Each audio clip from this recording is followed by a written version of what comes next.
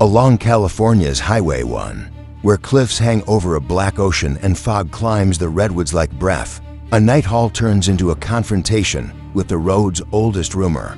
Trucks vanish. Headlights appear where no road remains. Some say the ocean calls. Others say the lost never truly leave. Stay through the very end. What begins as a coastal delivery becomes a night where time loosens its grip and a driver finds out who has really been sharing his lane.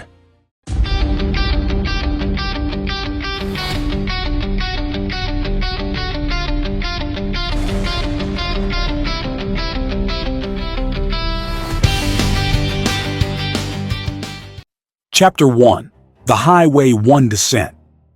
I left San Jose after sundown with a reefer full of produce humming at 34 degrees. Dispatch chirping in the Qualcomm that Highway 1 would shave miles off the run to San Luis Obispo before I cut inland. No one routes a full-size rig down Big Sur at night unless they want the driver awake for a month. I should have pushed back. I didn't. The clock on my ELD glowed a steady green, the log neat, the hours clean. Sometimes a tidy log tricks you into believing the road will be tidy too. South of Santa Cruz, the evening air took on salt. The sky dimmed from steel to indigo, and the Pacific turned into a sheet of hammered iron. I rolled the windows down an inch for the ocean smell and the cold. The reefer's compressor thumped a calming rhythm behind me, and somewhere in that rhythm I counted the day's decisions. Gas in Gilroy, coffee in Watsonville. A quick walk around at the shoulder near Davenport, checking the lines and the latches because Highway 1 is a ribbon that loves to tug everything loose. The lane narrowed as cliffs shouldered up on my left and the world vanished on my right.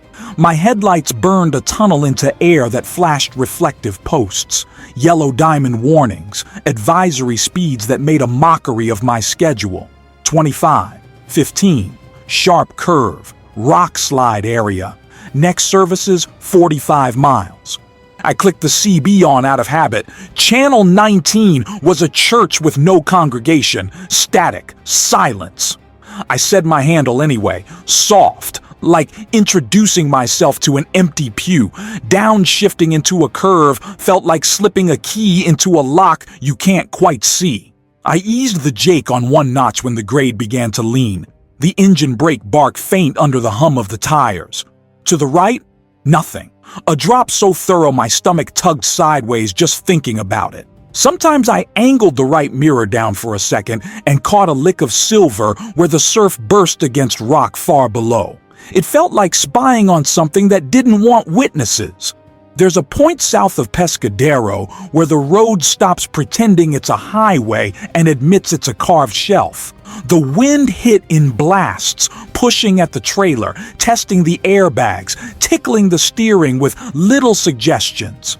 I listened, corrected, kissed the center line, and then the fog line in a slow dance I learned a long time ago, hauling logs in the Siskiyous. A dance where the partner is gravity itself. Night filtered in fully, and the truck became its own planet. Cabin light, a dim halo around the gauges. The CB microphone, a dark tongue in its cradle. The dash, a quiet constellation of warning lights that chose not to speak. Up ahead, a sign, Bixby Creek Bridge. I had driven it in daylight enough times to know the postcard angle. Tourists lined up with cameras, convertibles parked at impossible angles, couples beaming into the wind. At night, the bridge revealed its true shape. Arches black against a deeper black.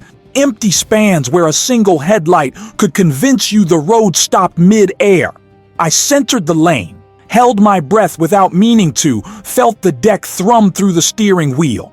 Halfway across, I glanced left at the nothingness and imagined the old concrete bones of the bridge sighing under every load they had ever carried. On the far side, I pulled into a turnout and let the engine idle.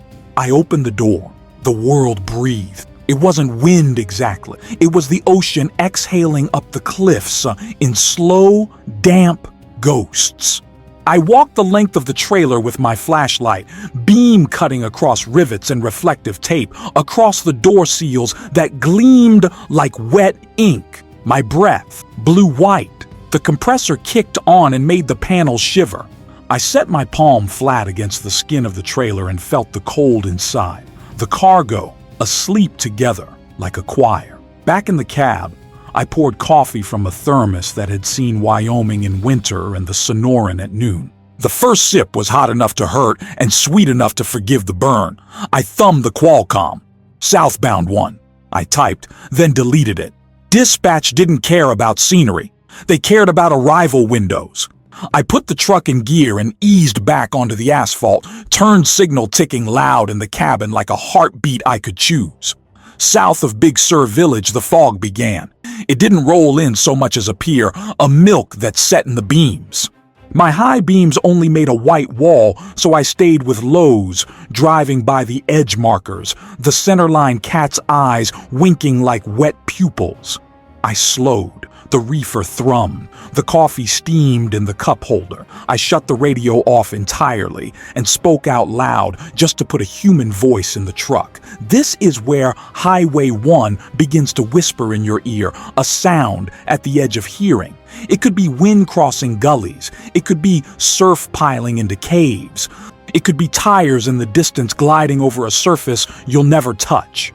It could be every driver who learned the hard lesson of going wide on a right-hand cliff curve. I tightened my grip and held my line. My route notes in the binder, paper, old school, stubborn, had a pencil underline near ragged point, guardrails missing in spots, watch for rockfall, turnouts narrow. Locals say drive like water, not iron. I had underlined that myself years ago after hearing an old-timer in Salinas say it over a plate of eggs. Drive like water, not iron. Flow, but do not rush. Accept shape without surrendering to it. I passed a cluster of roadside memorials at a bend with white crosses and foam flowers that glowed in the lights. The faces on the little laminated photos were younger than I wanted them to be. I turned my head away and then back again fast, as if I could unsee them if I made the motion quick enough. The fog thickened to a texture. It moved like something alive. The smell of salt grew heavy, and with it, pine and wet asphalt and the ghost of diesel from engines that weren't mine. In the mirror, two far points of light appeared. Headlights. Finally, someone else on this ribbon. I watched them for a mile. They didn't gain. They didn't fall back. They held station like a shadow.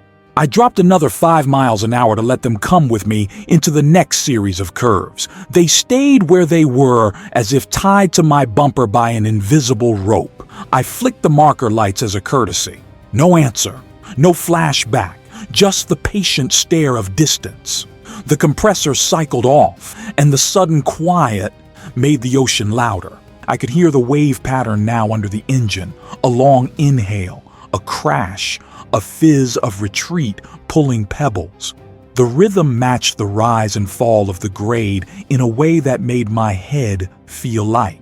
The cat's eyes winked at intervals that marked time better than the clock. The fog moved in veils. The road hung in the air without context. I thought of my wife asleep in Houston, the second-hand clock in the kitchen that talks like a patient animal, my boy's baseball cap on the hook, the smell of hot dirt after a summer rain.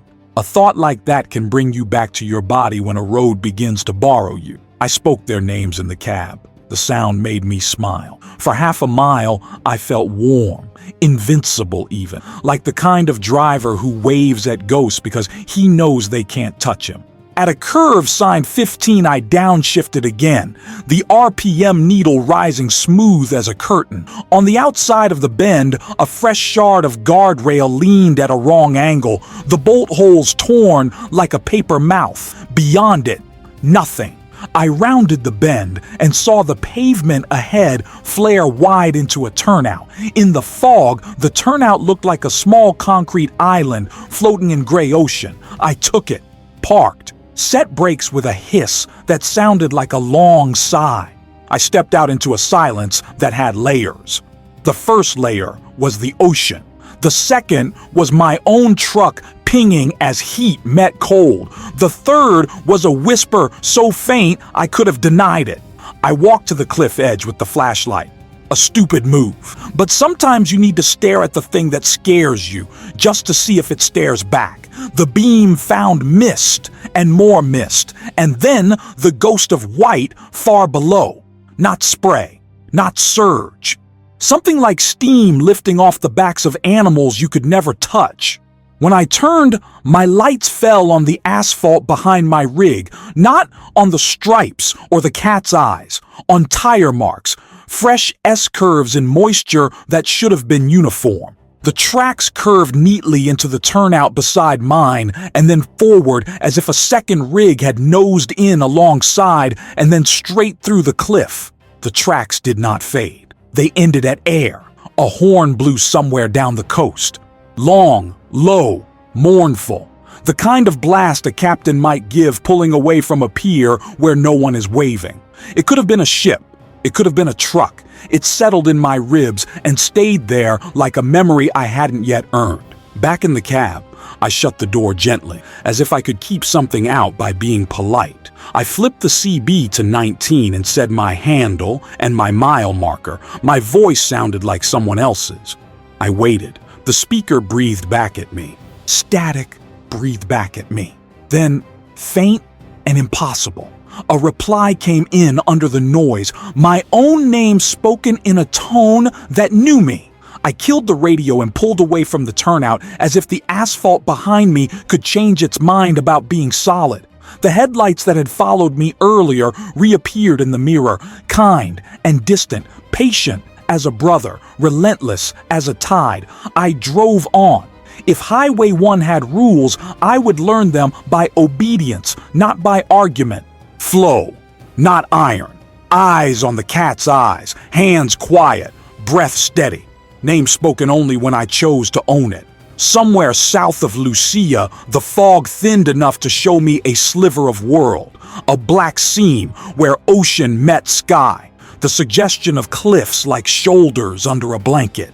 In that narrow mercy, I saw taillights ahead for the first time, 2 small embers in the low gray. Relief rose quick and foolish. I hugged those lights like a promise. I followed them, because following something is easier than leading yourself into the dark. For 3 miles, those lights kept my heartbeat regular. At the next bend, they left the earth. They didn't break. They didn't bobble. They didn't disappear into fog. They made a clean left where no road existed and slid off the edge as if obeying a geometry I could not see. I stomped my brakes. The trailer shuddered. Everything in the cabin that wasn't bolted rattled into a chorus. When I stopped, the world rocked for a second like a boat and then settled. I left the engine idling and ran with my flashlight to the edge. Nothing. Not a scrape on the lip, not a shattered reflector. Far below the ocean worked at the rock with hands patient and strong. The light beam dissolved in mist before it reached the water. I stood there long enough for the idling engine to fall out of my awareness. I stood there until the horn came again from somewhere I couldn't place. And I understood why the old-timers leave flowers where the guardrail fails.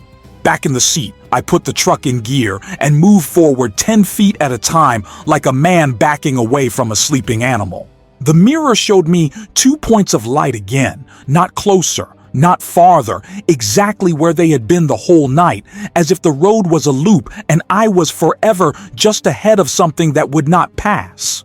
When Ragged Point finally announced itself with a sign and a faint glow through fog, I felt a grief I could not justify. A grief for all the drivers who drove this coast and never saw dawn again, and a grief for the ones who did, because dawn brings the knowledge that you are still here, and the road is still hungry, and the ocean has all the time in the world. I rolled on into that glow, into a chapter of night that would refuse to end until I told it to. The reefer hummed. The fog pressed its cheek against the glass. The road curved its finger and asked for the next promise. I gave it freely and kept my eyes very, very open. Chapter 2. The Broken Rest. Stop Ragged Point is supposed to be a postcard in daylight. A cliffside outpost where people point their phones at the edge of America and make a square out of something that cannot be squared. At 2 in the morning, it looked like the memory of a gas station. One sodium light buzzed over a patch of pavement the size of a motel room. The fog drifted in sheets, turning the light into a halo that nothing moved through.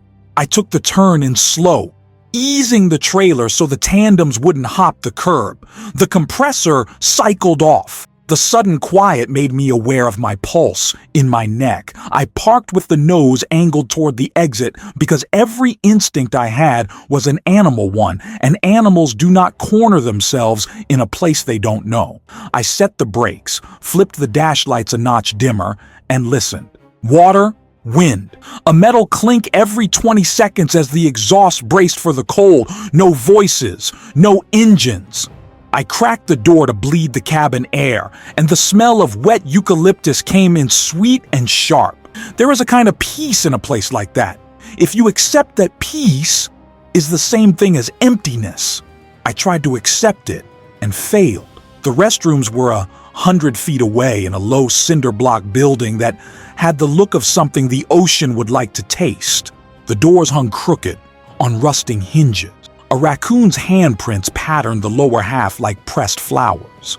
I took my flashlight and locked the cab out of habit, then unlocked it again, because getting back inside fast felt more important than theft prevention in a place with no thieves. The men's room smelled like salt and old bleach. The mirror over the sink was pitted in a way that makes every face look like a stranger. Above the urinal, someone had carved into the paint with a key. The ocean takes what it wants. Beside it, in a different hand, and what it wants is you. I don't scare easily. I scared then, not because of the words, because of how carefully they had been carved, as if the writer wanted neatness more than expression.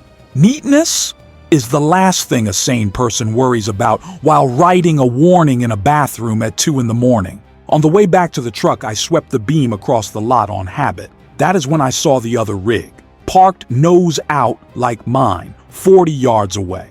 Old Freightliner, flat nose, sun-bleached blue with a white stripe that had cracked into the shape of lightning. The glass reflected my light dead on. No movement inside, no cab light, no glow of a phone being scrolled by a thumb that can't sleep. I approached at an angle, not straight on.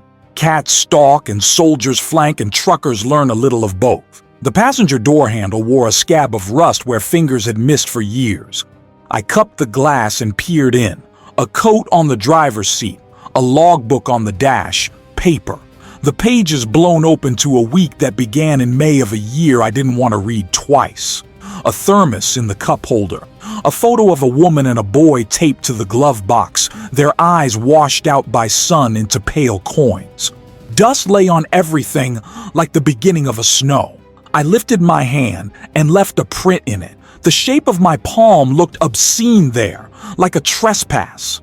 I backed away, and the truck's headlights blinked.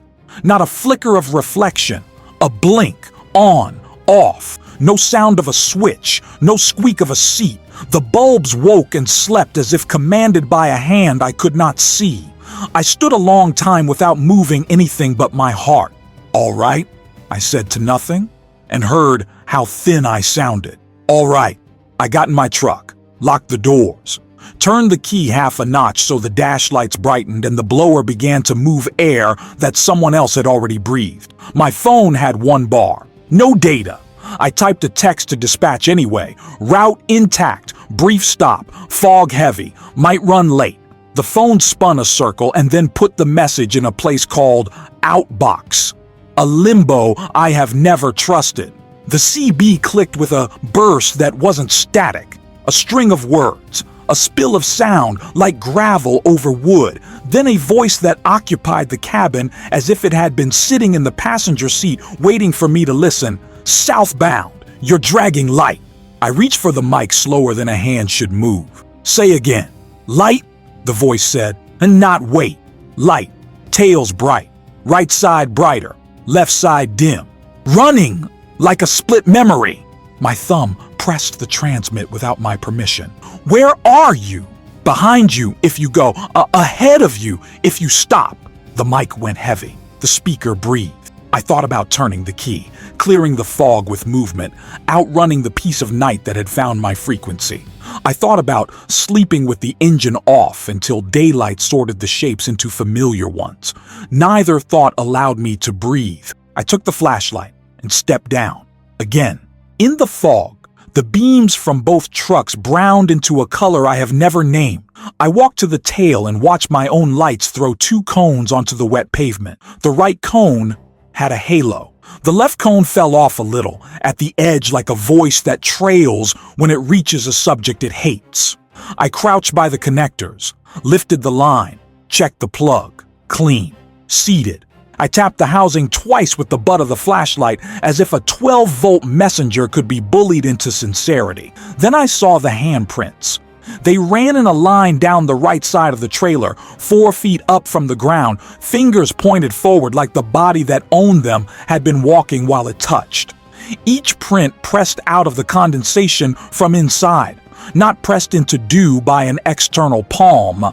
Pushed from within, as if the cold metal skin had softened and a crowd had leaned their hands outward to be closer to the night. I put my palm over one. Cold soaked through skin and tendon into bone. The size matched mine exactly. If I had stretched my hand on a pane and breathed, this is what I would have left. I moved to the left side. Fewer prints. Smaller. 2 prints at a diagonal the size of a child's hand learning its letters on a chalkboard. I swung the rear doors open on instinct, a decision so bad I made it fast. The smell of chilled greens rushed my face. The reefer light came on. Boxes sat in their neat cathedral of shrink wrap and corner braces, geometry that makes freight look holy. A sheen of condensation beaded on the inside skin of the doors and the ceiling. No footprints. No handprints. Just the neatness of a shipper who fears claims more than storms. I stood there with the doors yawning like a mouth and the cold curling my breath out of me and waited for something to move. Nothing did. I closed the doors, threw the latches, set the seals again with a force that embarrassed me. When I turned, the other rig's headlights blinked a second time, on, off, slower, like a nod. I climbed back in my seat and put the truck in gear and rolled without looking directly at the old Freightliner. In my peripheral vision, it lifted its lights again and kept them on. I told myself they were stuck on a timer or a corroded relay. I told myself a lot of things. The fog accepted each one like a clerk filing forms without reading them. Back on the highway, the cat's eyes picked up under my tires again in a steady heartbeat. The world narrowed to what I could touch with light. I settled into the groove where long-haul time begins to loosen and the body acts while the mind moves through other rooms. In one room, I saw my boy under the sodium lights of a little league field. In another, I saw my wife on the couch with her legs tucked in a blanket we bought the night we decided to grow old in a new state. In another, I saw the ocean taking the cliff 1 grain at a time and tasted rust on my tongue. I checked the mirror, knowing what I would find. 2 points of light, patient, brotherly, unwilling to pass. I whispered a prayer my grandmother taught me in a language I barely remember, not for safety, for clarity, for the line between this and that to be marked with a chalk so white even a tired man could see. South of Gorda, a sign told me the road had been repaired last winter after storms took pieces of it, and something in my chest eased because a repaired road is evidence that people still believe in keeping the world together. I drove slower anyway. The cliff to my right smelled like it had bled recently. Fresh dirt makes a sound when wind combs it. A hiss different from the hiss of surf. I could hear both now. The ocean and the hillside talking about me as if I had already left. A cluster of lights bloomed ahead that could only be Lucia, a diner I knew in daylight and had never entered at night. The sign hung crooked and buzzed under its own cloud of damp. The parking lot offered just enough room to turn and a little less if you misjudged. I didn't misjudge. I set the brakes and cut the engine for the first time since Santa Cruz. The sudden fullness of silence pressed on my ears like hands. I sat with it for 3 breaths. Then I got out and went toward the neon that said "Open" in a font that has been lying to truckers for 60 years. The door scraped the threshold like a match head. Inside, the light had the shade of butter that has been kept too cold. A waitress stood behind the counter with a coffee pot and a towel over one shoulder like a priest's stole. Her hair was gray in the way that remembers being black. Her eyes looked the way my mirrors had looked, patient, brotherly, unwilling to pass. "You shouldn't be on the coast at night," she said. "No hello, no, what'll it be? Not southbound, not with a cold box, not with a name like yours." My mouth twitched to a smile without permission. "What's my name?" She poured coffee into a cup that had a crack running out of the rim into the heart of the porcelain like a fault line. "The one that echoes," she said. "The one the radio keeps for itself when you key the mic." I lifted the cup and smelled it first because hot black coffee is a truth teller. It smelled like it had seen many pots and many nights. I tasted it and let the burn set the borders of the world again. "You get many trucks through after midnight." "Enough," she said. "Fewer than before, more than later." The bell over the door rang. I looked. The door stood open. No one had come in. Wind slid across the threshold and made the napkins on the counter lift. Sigh. Settle. The waitress set the coffee pot down and put the towel over it like a blanket over a bird cage. "There's a curve up ahead that takes what it is owed," she said. "Sometimes it takes the same driver twice. Sometimes it takes a promise instead. You can leave a promise here if you want. We'll keep it." "What kind of promise?" I asked. "Because fatigue makes you polite to riddles. The kind you make when you turn the radio off and mean it," she said. "The kind you make when you say a name out loud and accept it belongs to you and not to the water." I set a bill under the cup. She didn't look at it. I walked to the door and paused with my hand on the handle because in that moment I wanted more than anything to be the kind of man who leaves when told. The fog beyond the glass looked like breath against a mirror. When I opened the door, the neon flickered and then steadied as if showing me a demonstration of will. Back in the seat, I turned the key and the engine came to life, like a story that had been waiting for its next chapter. I didn't touch the CB. I didn't touch my phone. I touched the edge of the dash where the plastic had worn smooth and tried on the thought that the road is a living thing and I am a guest who can be asked to leave. Southbound again. The waiter's words folded into the sound of the tires and the reefer and the ocean. I passed a sign where the reflective paint had been scrubbed off the numbers by hands that wanted only blankness. The cat's eyes winked hello and then goodbye.